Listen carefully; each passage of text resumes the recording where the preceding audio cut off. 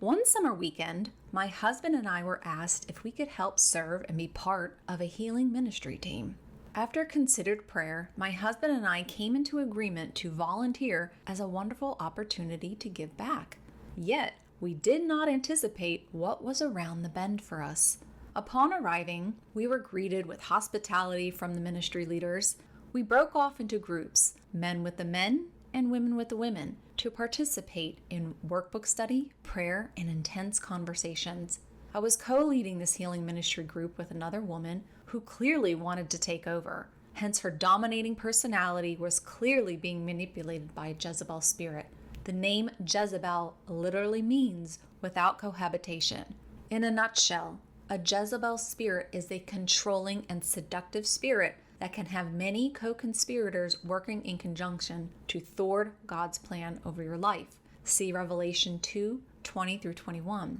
These kinds of spirits operate through unhealed souls and pry on weak individuals who still have fractured inner parts, unhealed trauma they're not dealing with. All groups partaking in the ministry separated, split off, and went off into private rooms to start their healing journey. Not sure what was going on with the men's side, but my group was about to get rumbled with an evil presence. Thinking we were safe heading into these private rooms, this Jezebelic woman immediately cut off our group discussions, began praying over us and blowing in our faces. This weird disruption came out of nowhere while a great sadness came over all of us. Uncontrollable crying broke off for about 30 minutes within the entire group. Afterwards, our entire group of crybabies walked out of our private room into the main room where everybody first met.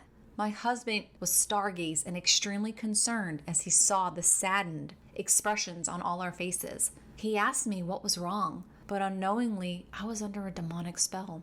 He expressed to me that he could not get into the room we were in. It was locked, and all the other groups were waiting for us to finish up. Still shell-shocked about what just happened, this co-leader now demanded she pray for everyone.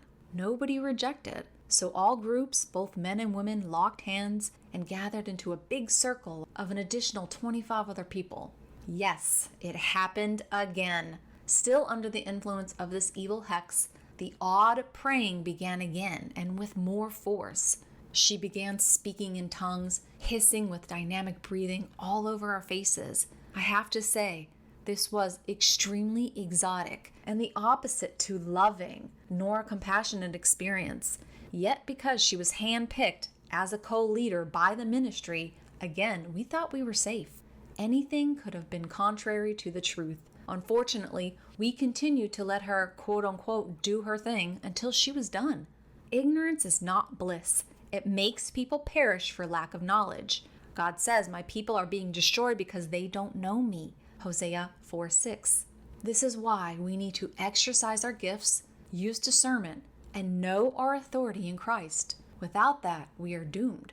We all allow the entrance of evil to reside in us. We willingly let the devil have access to our soul. We open the door. As soon as my husband and I left, we jumped in the car and immediately knew something was terribly wrong. The more we discussed what happened, we knew it was demonic, and we opened a wicked portal for the enemy. Immediately, we both locked hands and prayed together. We felt terribly weak, had a low-grade fever, and was nauseous for the next 24 hours. Yet because of the strength of this evil hex, we still couldn't shake it off completely. Remember, Jezebel is a territorial, high-ranking spirit, knowing it may take longer to expel its controlling presence.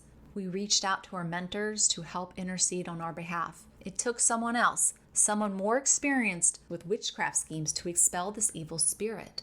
We then called the leaders of this healing ministry and discussed what happened, and they all agreed. It certainly was evil, apologized, and immediately prayed for us. It was only then the evil spirit lifted off gradually. A noteworthy lesson: we must be careful and cover ourselves before stepping into any unknown territory, my friends.